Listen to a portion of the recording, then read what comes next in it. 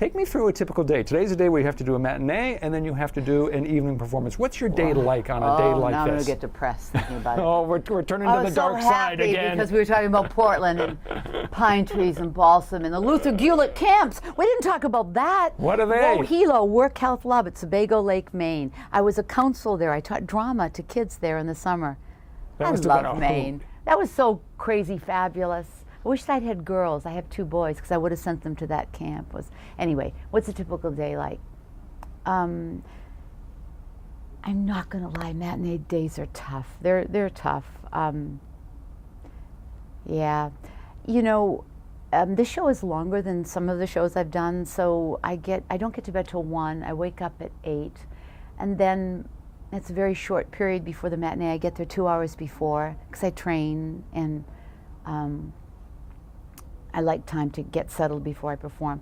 Then there's a very short break between the matinee and the evening and to turn around again. I don't know, I guess I haven't found a way to really conserve my energy yet. Time to take time, for spring will turn to fall. The role is a demanding one.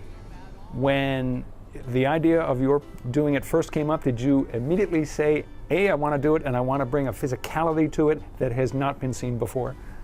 Yes. How did you know that? Everybody asks me, what did I say when Diane Paulus said, get up there on the trapeze? And I say to them, I said to Diane Paulus, I want to get up on a trapeze. And so I knew that for me, the excitement and the challenge of doing this part was learning a circus routine and being authentically adept at it. It was really important to me because the conceit of the show is everyone is in a circus troupe, and I thought, why does my character have to be exempt from that?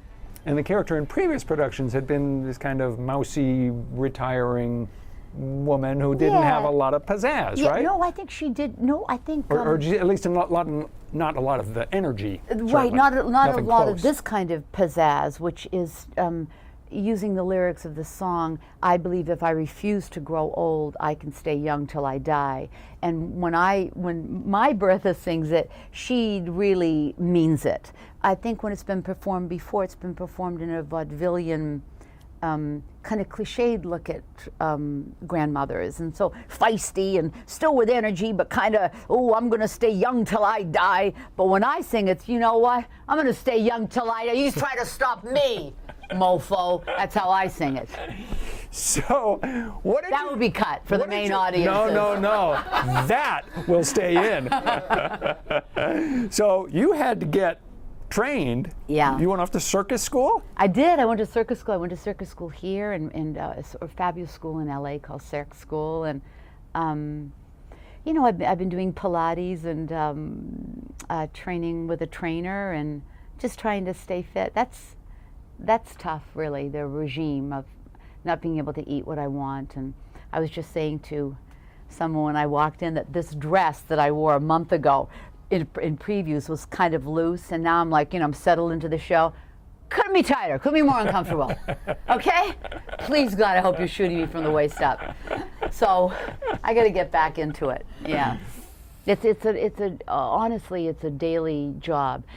At my age it is. If I were 24, I wouldn't have to work as hard as I do to keep trim and fit, but I do. So you got nominated for a Tony Award for the role. Yeah. And on the night of the Tonys, when they said, and the winner is... Andrea Martin, Pippin. Yeah. And called your name? Yeah. What was going through you? Here's what I was thinking. I don't want to use this piece of paper that I wrote every name down, and yet I know I'm going to forget.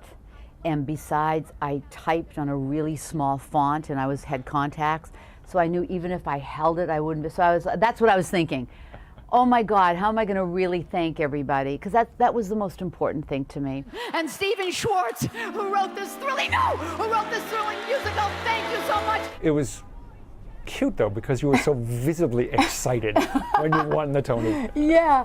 Well, when Terry Mann didn't win, he was the first award up. I thought, that's really weird. I thought for sure he was going to win for Charlemagne. And then a couple of other categories, I think it was lighting or costumes, and I thought, oh my God, for sure they were going to win. And then I thought, gosh, you know what? I might not win. And I turned to my son and I said, you know what? This is so freeing. I might not win and I'm really okay, and I love that you're here. And then I won.